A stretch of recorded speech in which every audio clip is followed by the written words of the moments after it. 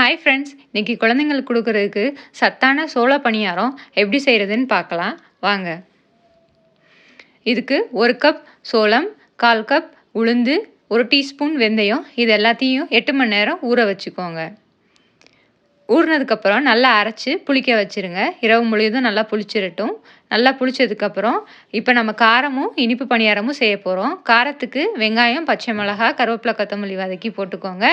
இனிப்புக்கு பனங்கருப்பட்டி எடுத்திருக்கேன். பனங்கருப்பட்டி குழந்தைங்களுக்கு ரொம்ப நல்லது உடம்புக்கு. இது பதம்லாம் தேவையில்லை, கட்டிகளெல்லாம் கரைஞ்சா போதும். இப்போ ரெண்டையும் மாவில் கலந்துக்கலாம். ஃபஸ்ட்டு கார பணியாரத்துக்கு கலந்துக்கலாம். தேவையான அளவு தண்ணி ஊற்றிக்கோங்க, ரொம்ப தண்ணியாக இருக்கக்கூடாது. இப்போ கருப்பட்டியை சல்லடையில் வடிகட்டி தூசி இல்லாமல் கலந்துக்கலாம்.